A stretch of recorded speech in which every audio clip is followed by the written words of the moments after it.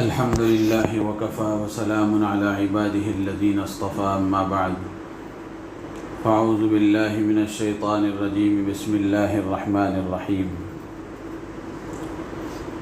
إنما المؤمنون الذين إذا ذكر الله وجلت قلوبهم وإذا تليت عليهم آياته زادتهم إيمانا وعلى ربهم يتوكلون الذين يقيمون الصلاة ومما رزقناهم ينفقون أولئك هم المؤمنون حقا لهم درجات عند ربهم ومغفرة ورزق كريم صدق اللہ العظیم۔ یہ سورہ انفال کی دوسری، تیسری اور چوتھی یہ تین آیتیں آپ حضرات کے سامنے پڑھی گئیں۔ ان آیتوں میں اللہ تعالیٰ نے ایمان والوں کی 5 صفات کو ذکر فرمایا ہے۔ ہر ایمان والے کو اپنے ظاہری اور باطنی صفات کا جائزہ لیتے رہنا چاہیے۔ اگر یہ جو 5 صفتیں بیان کی جا رہی ہیں، یہ 5 صفتیں اگر ہمارے اندر موجود ہیں تو ہمیں اللہ کا شکر ادا کرنا چاہیے، اور اگر یہ 5 صفتیں نہیں ہیں یا ہیں لیکن کمزور ہیں، ضعف ہے اس کے اندر، تو پھر ان کو پیدا کرنے کی کوشش کرنا چاہیے یا ان کو مضبوط کرنے کی کوشش کرنا چاہیے۔ تو 5 صفتیں اللہ تعالیٰ نے ایمان والوں کی بیان فرمائی ہیں، اور ان 5 صفتوں کے ذکر کرنے کے بعد اللہ نے تاکید کے ساتھ فرمایا ہے کہ یہی سچے ایمان والے ہیں، یعنی جن کے اندر یہ 5 صفات موجود ہیں وہی سچے ایمان والے ہیں۔ پہلی صفت اللہ تعالیٰ فرماتے ہیں اذا ذکر اللہ وجلت قلوبہم، کہ جب ان کے سامنے اللہ کا نام لیا جائے، اللہ کا ذکر کیا جائے تو ان کے دل کانپ جاتے ہیں، ان کے دلوں میں ہیبت طاری ہو جاتی ہے، ان کے دل ڈر جاتے ہیں، سہم جاتے ہیں۔ اللہ کے تذکرے پر، اللہ کے نام لیے جانے پر یا اللہ کے ذکر پر دل میں ہیبت کا پیدا ہونا یا دل کا کانپ جانا، یہ دل میں اللہ کی عظمت ہونے کی دلیل ہے، کہ جن دل میں اللہ کی عظمت ہے، جس کی وجہ سے اللہ کے تذکرے پر دل کانپ اٹھتا ہے۔ یہ جو ڈر ہے یہ اس طرح کا ڈر نہیں ہے کہ جیسے آدمی شیر کو دیکھ کر ڈرتا ہے کہ اس کی طرف سے نقصان پہنچے گا، یہ ڈر وہ نہیں ہے۔ یہ ڈر کسی بڑے بزرگ اللہ والے کو دیکھ کر اس کی عظمت کی وجہ سے جو ڈر دل میں پیدا ہوتا ہے، جو ہیبت دل میں پیدا ہوتی ہے، جو ان کا رعب دل پر پڑتا ہے، یہ وہ رعب مراد ہے اور وہ ڈر مراد ہے۔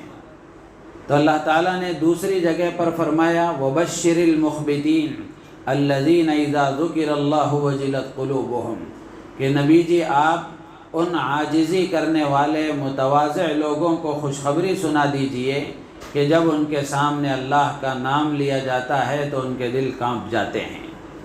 تو اللہ کے نام سے دل کا ڈر جانا، دل کا کانپ جانا، یہ ایک کیفیت ہے۔ اسی طریقے سے اللہ کے نام کا ایک اثر یہ بھی ہے کہ اللہ کے نام کی وجہ سے دلوں کو سکون اور اطمینان ملتا ہے۔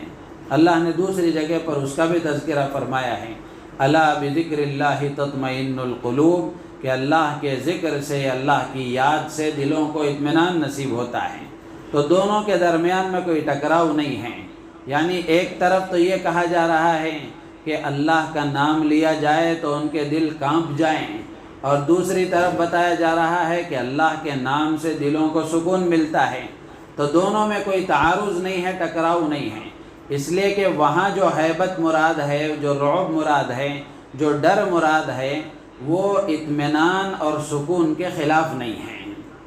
اس لیے کہ اللہ کی یاد سے دلوں کو سکون ملتا ہے، ساتھ ساتھ اللہ کی عظمت بھی دل میں پیدا ہو جاتی ہے۔ تو یہ پہلی صفت ہے جو ایمان والے کی اللہ نے یہاں بیان فرمائی ہے۔ دوسری صفت اللہ تعالیٰ فرماتے ہیں وَإِذَا تُلِيَتْ عَلَيْهِمْ آيَاتُهُ زَادَتْهُمْ إِيمَانًا، کہ جب ان کے سامنے اللہ کی آیتیں پڑھ کر سنائی جاتی ہیں، اللہ کی آیتوں کی تلاوت کی جاتی ہے، کلام پاک ان کے سامنے پڑھ کر سنایا جاتا ہے تو ان کے ایمان میں اضافہ ہو جاتا ہے۔ یعنی قرآن پاک کی جب ان کے سامنے تلاوت ہوتی ہے تو قرآن کی آیتوں کو سن کر ان کے ایمان میں اضافہ ہو جاتا ہے۔ ایمان ایسی چیز ہے کہ وہ بڑھتا بھی ہے گھٹتا بھی ہے۔ ایمان کے بڑھنے گھٹنے کا مطلب ایمان کی کیفیت بڑھتی گھٹتی ہے، ایمان کا نور بڑھتا اور گھٹتا ہے۔ تو جب اللہ کا کلام پڑھ کر سنایا جائے تو اس کی وجہ سے ایمان میں بڑھوتری ہو جاتی ہے، ان کا ایمان بڑھ جاتا ہے۔ اب اللہ کا کلام پڑھ کر سنایا جائے تو چونکہ ہم لوگ عربی سے واقف نہیں ہیں، جس کی وجہ سے قرآن کی تلاوت ہوتی ہے تو اس کا مفہوم، اس کا مطلب ہم نہیں سمجھتے، جس کی وجہ سے بظاہر ہمارے ایمان میں بڑھوتری ہوتے ہوئے ہمیں نظر نہیں آتی۔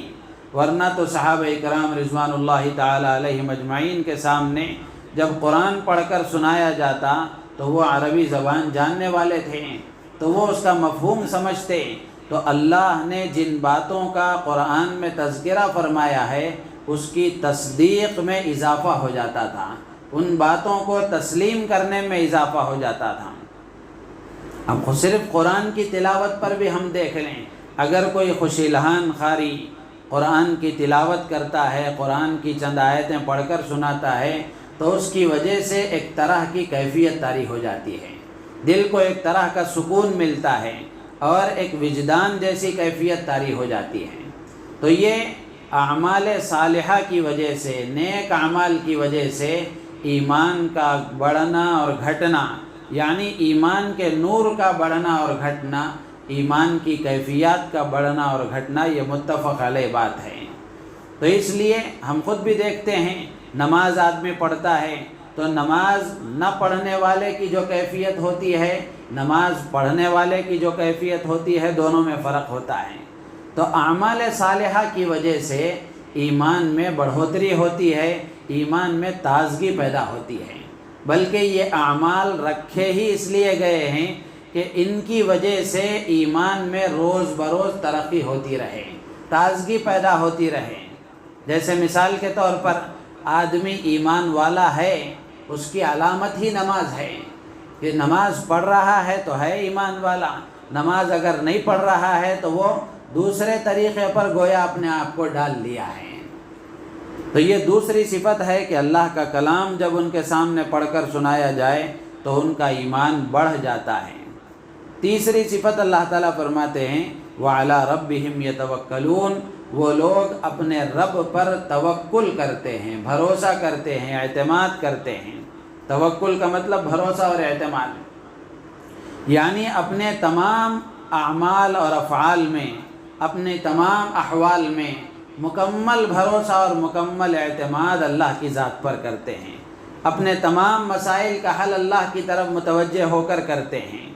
اس کا مطلب یہ نہیں ہے توکل کا کہ ظاہری اسباب کو چھوڑ کر آدمی صرف اللہ پر بھروسہ کر کے بیٹھ جائے، یعنی روزی اللہ دینے والے ہیں، مثال کے طور پر روزی اللہ دینے والے ہیں، اب آدمی کام کاج چھوڑ کر گھر میں اللہ کی طرف سے ملنے والی روزی کے انتظار میں رہے کہ آسمان سے کوئی دسترخوان اترے گا، یہ مطلب نہیں ہے۔ توکل کا یہ مطلب نہیں ہے کہ ظاہری اسباب کو آدمی چھوڑ دے، بلکہ ظاہری اسباب کو اپنی طاقت کے بقدر اختیار کرنے کے بعد ان ظاہری اسباب کو بھی نفع نقصان میں خدا کا محتاج سمجھیں، یعنی نفع پہنچانے میں بھی اللہ کے محتاج ہیں، نقصان پہنچانے میں بھی اللہ کے محتاج ہیں۔ جیسے حضور اکرم صلی اللہ علیہ وسلم کے زمانے میں ایک واقعہ پیش آیا، ایک صحابی باہر سے اندر آئے مسجد میں، اللہ کے رسول علیہ السلام نے پوچھا کہ تم نے اپنا گھوڑا کہاں باندھا، کہاں چھوڑا ہے؟ تو وہ کہنے لگے کہ اللہ کی ذات پر بھروسہ کرتے ہوئے مسجد کے باہر چھوڑ کر آیا ہوں۔ اللہ کے رسول علیہ السلام نے پوچھا کیا تم نے اس کو باندھا ہے؟ تو انہوں نے کہا کہ باندھا نہیں ہوں، اللہ کے نام پر ایسے ہی چھوڑ کر آ گیا ہوں۔ اللہ کے نبی نے فرمایا قید و توکل، پہلے اس کو باندھو، یہ تمہارے اختیار کی چیز ہے، یہ تم اپنا کام کرنے کے بعد پھر اللہ پر بھروسہ کرو۔ تو ظاہری اسباب کو چھوڑنا نہیں ہے، ظاہری اسباب کو اختیار کرتے ہوئے اس کو نفع نقصان میں خدا کا محتاج سمجھنا اور پھر اس کو اللہ کی طرف متوجہ ہونا، تو یہ توکل ہے۔ تو اللہ تعالیٰ کہتے ہیں کہ اللہ کے ایمان والے بندے، اللہ کے ماننے والے بندے ایسے ہوتے ہیں کہ وہ ہر حال میں اللہ پر بھروسہ کرتے ہیں، یعنی یہ یقین ان کا ہوتا ہے کہ وہی ہوتا ہے جو خدا چاہتے ہیں، وہی ہوتا ہے جو خدا چاہتے ہیں۔ مشہور جملہ ہے، ہوتا وہی ہے جو منظور خدا ہوتا ہے۔ اللہ کی طرف سے جو طے شدہ بات ہے وہی ہوتی ہے۔ تو اس لیے اپنے ہر معاملے میں، اپنے ہر کام میں، اپنے ہر عمل میں اللہ کی ذات پر کامل بھروسہ رکھنا چاہیے۔ جس آدمی کو یہ صفت نصیب ہو جاتی ہے وہ کسی معاملے میں بھی پریشان نہیں ہوتا، اس لیے کہ اس کو یقین ہے کہ تقدیر لکھی ہوئی ہے، معاملہ طے شدہ ہے، اور ہوتا وہی ہے جو لکھا ہوا ہے، ہوتا وہی ہے جو طے شدہ ہے۔ بس کام اپنا یہ ہے کہ اپنی طاقت کے بقدر جو کوشش کرنی ہے وہ کرنی ہے، باقی اللہ کے حوالے ہے، اللہ تعالیٰ جو چاہیں گے وہ ہوگا۔ تو اللہ کی ذات پر کامل بھروسہ، کامل اعتماد۔ جیسے چرندے پرندے صبح میں خالی پیٹ نکلتے ہیں، شام میں واپس بھرے پیٹ واپس آتے ہیں، تو اللہ کی ذات پر ان کو بھروسہ ہے۔ اللہ تعالیٰ جب ان کو کھلاتا ہے تو ہمیں نہیں کھلائے گا، تو اللہ تعالیٰ ضرور کھلائے گا۔ تو اس لیے یہ تیسری صفت بیان فرمائی گئی کہ ایمان والے بندے اپنے رب پر توکل کرتے ہیں، بھروسہ کرتے ہیں۔ حدیث میں اللہ کے نبی نے فرمایا کہ اگر تم ایسے بھروسہ کرو گے جیسے وہ چرندے پرندے بھروسہ کرتے ہیں تو اللہ تعالیٰ تمہیں بھی روزی دے گا، ایسی طرح سے روزی دے گا کہ تم گمان بھی نہیں کر سکو گے۔ چوتھی صفت اللہ تعالیٰ فرماتے ہیں الذین یقیمون الصلاۃ، کہ وہ لوگ جو نماز کو قائم کرتے ہیں۔ دونوں میں فرق ہے۔ نماز، اللہ نے یہ نہیں فرمایا کہ نماز پڑھتے ہیں، بلکہ اللہ یہ کہتے ہیں نماز قائم کرتے ہیں۔ نماز پڑھنے میں، نماز قائم کرنے میں فرق ہے۔ الذین یقیمون الصلاۃ، اقام یقیم یہ عربی کا لفظ ہے، اس کا مطلب یہ ہوتا ہے، لفظی ترجمہ یہ ہوتا ہے سیدھا کھڑا کرنا۔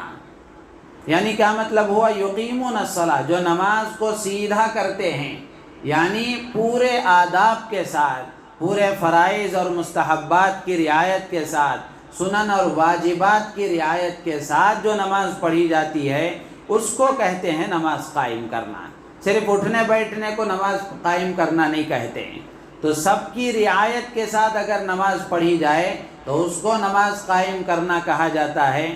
اگر فرائض میں اور سنن میں، مستحبات میں، واجبات میں اگر کمی کوتاہی ہو جائے اس کو نماز پڑھنا تو کہا جائے گا، نماز قائم کرنا نہیں کہا جائے گا۔ اور قرآن پاک میں اللہ تبارک و تعالیٰ نے اور حدیث میں سرکار دو عالم صلی اللہ علیہ وسلم نے نماز کے جتنے فائدے بیان فرمائے ہیں وہ سارے فائدے نماز پڑھنے پر نہیں ہیں، نماز قائم کرنے پر ہیں۔ نماز قائم کی جائے گی تب وہ نماز آدمی کو گناہوں سے بچائے گی، نماز قائم کی جائے گی تب وہ نماز آدمی کی روزی میں برکت کا سبب بنے گی۔ تو اس لیے اپنی نمازوں کو درست کرنے کی ضرورت ہے۔ نماز کا ایک ظاہر ہے، نماز کا ایک باطن ہے۔ امت مسلمہ کا ایک بڑا حصہ وہ ہے کہ ابھی تک مسلمان، ان کا نماز کا ظاہر بھی درست نہیں ہے، نماز کا ظاہر بھی درست نہیں ہے۔ اور اس سے بڑے افسوس کی بات یہ ہے کہ درست کرنے کی فکر بھی نہیں ہے، اس کو لازم اور ضروری بھی نہیں سمجھتے۔ زندگی کا ایک لمبا حصہ گزر گیا لیکن نماز میں جو چیزیں پڑھی جاتی ہیں وہ تک یاد نہیں ہیں۔ ہمارے ساتھ ایک جماعت میں HDFC بینک کے مینیجر سیروزہ جماعت میں آئے تھے۔ جب قرآن کے حلقے لگے تو اس وقت میں وہ اتفاق سے میرے حصے میں آ گئے، تو میں نے ان سے پوچھا آپ کو کتنی صورتیں یاد ہیں؟ اب آپ اندازہ لگاؤ، HDFC بینک کا مینیجر ہے کا مطلب یہ ہے کہ دنیاوی اعتبار سے وہ اعلیٰ تعلیم یافتہ ہے، بہت زیادہ پڑھا لکھا ہے، لیکن اس کے باوجود بھی یہ واقعہ میں اس لیے عرض کر رہا ہوں کہ دنیاوی تعلیم کا اتنا پڑھا ہوا ہونے کے باوجود دین کی تعلیم کو ضروری نہیں سمجھا جاتا، دینی اعمال کو سیکھنا ضروری نہیں سمجھا جاتا، جس کی وجہ سے باوجود اتنا اعلیٰ تعلیم یافتہ ہونے کے بھی دین کی ابتدائی باتیں بھی نہیں معلوم ہوتی۔ تو قرآن کے حلقے میں وہ بیٹھے، میں نے ان سے پوچھا آپ کو کتنی صورتیں یاد ہیں؟ تو وہ کہنے لگے کہ ایک سورہ فاتحہ آتی ہے اور ایک سورہ قل هو اللہ آتی ہے، اس کے علاوہ کچھ نہیں آتا۔ اور نماز میں بھی میں نے ان کو دیکھا کہ وہ صرف اٹھ رہے ہیں، بیٹھ رہے ہیں، نہ زبان ہل رہی ہے نہ ہونٹ ہل رہے ہیں، کچھ بھی نہیں ہے۔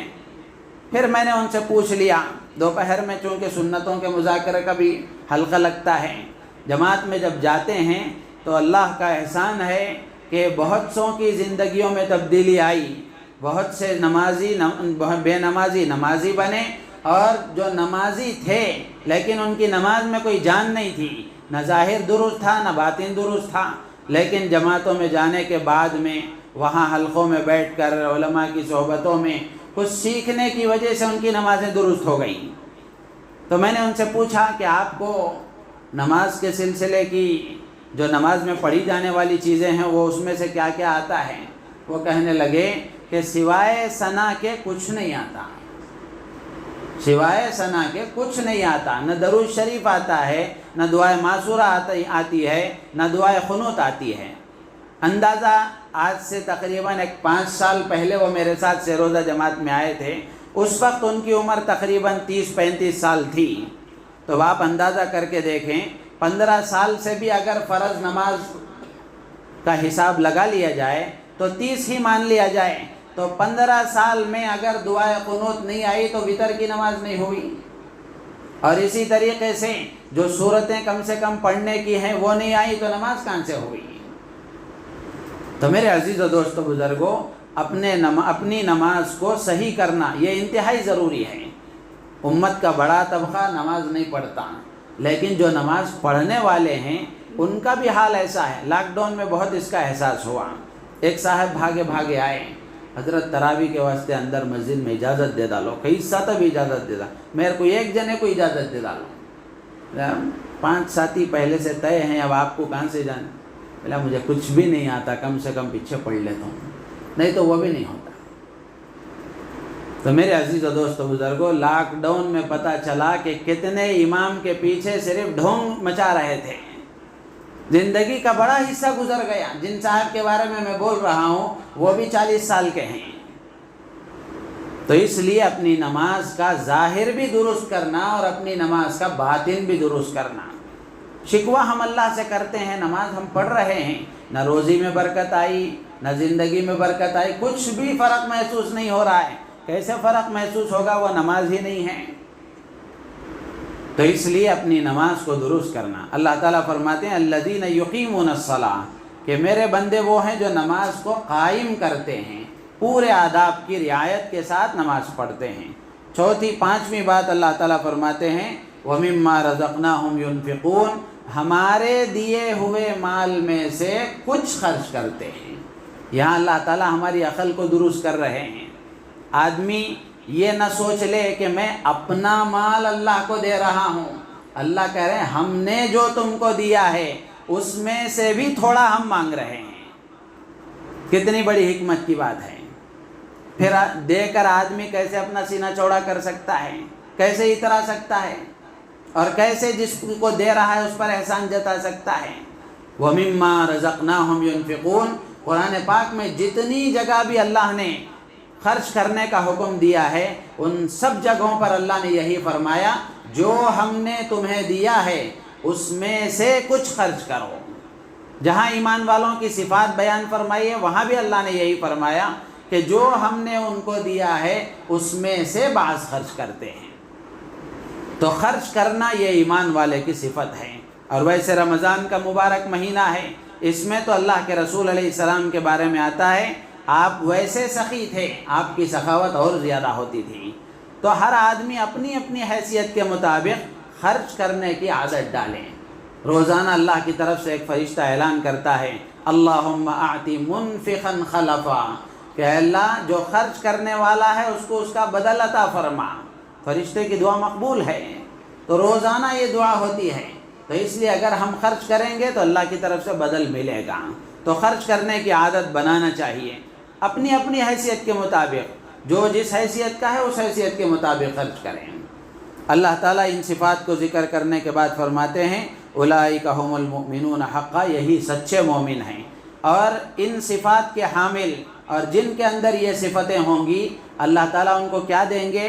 لہم درجات عند ربہم ومغفرۃ ورزق کریم، اللہ کے پاس ان کے لیے بڑے بلند درجے ہیں اور اللہ کی طرف سے ان کے لیے مغفرت ہے اور عمدہ رزق ہے۔ غور کریں ان تین اعمال میں، پہلے کچھ اعمال کا تعلق دل سے ہے، توکل ہے، خوف خدا ہے، ایمان کا بڑھنا ہے، اس کا تعلق دل سے ہے، تو اس کے مقابلے میں اللہ فرماتے ہیں کہ ان کو اللہ تعالیٰ درجے عطا فرمائیں گے اپنے پاس۔ اور کچھ اعمال کا تعلق آدمی کے جسم سے ہے، بدن سے ہے، جیسے نماز ہے، اس کے مقابلے میں اللہ فرماتے ہیں کہ نماز پر اللہ تعالیٰ ان کو مغفرت دیں گے۔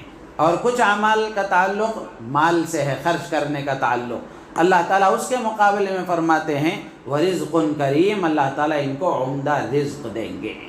اللہ تعالیٰ سے دعا ہے اللہ تعالیٰ ہم سب کو ان صفات پر عمل کرنے کی اور ان صفات کو اپنے اندر پیدا کرنے کی توفیق عطا فرمائے۔ ایک قول نقل کر کے بات ختم کروں گا۔ ایک صاحب نے حضرت حسن بصری رحمۃ اللہ علیہ سے پوچھا کہ اے ابو سعید، کیا تم ایمان والے ہو؟ کیا تم مومن ہو؟ تو حضرت حسن بصری رحمۃ اللہ علیہ بہت بڑے بزرگ ہیں، پائے کے بزرگوں میں ہیں، تو حضرت حسن بصری رحمۃ اللہ علیہ نے فرمایا کہ ایمان دو قسم کے ہیں۔ اگر تمہارے پوچھنے کا مقصد یہ ہے کہ کیا تم اللہ پر، اللہ کے رسول پر، فرشتوں پر، کتابوں پر، جنت و جہنم پر، موت پر، مرنے کے بعد دوبارہ زندہ ہونے پر، ان چیزوں پر ایمان رکھتے ہو، اگر تمہارے پوچھنے کا یہ مطلب ہے تو میں مومن ہوں، ان پر تو میرا ایمان ہے۔ اگر تمہارے پوچھنے کا مطلب یہ ہے کہ کیا تم وہ ایمان والے ہو جو ایمان والے سورہ انفال میں اللہ نے ان صفتوں میں بیان فرمایا، تو حضرت حسن بصری رحمۃ اللہ علیہ نے فرمایا اگر تمہارے پوچھنے کا مقصد اگر وہ ہے تو پھر میں اپنے بارے میں نہیں جانتا کہ میں اس میں شمار ہوں یا نہیں ہوں۔ کتنے سوچنے کی بات ہے، فکر کرنے کی بات ہے۔ اتنے بڑے بزرگ اور اللہ والے ہونے کے باوجود اپنے بارے میں یہ کہہ رہے ہیں کہ یہ صفات میرے اندر پورے طریقے سے ہیں یا نہیں ہے، میں نہیں جانتا ہوں۔ تو اس لیے ہمیں بھی اپنے بارے میں فکر کرنا چاہیے۔ اللہ تعالی ہم سب کو عمل کی توفیق عطا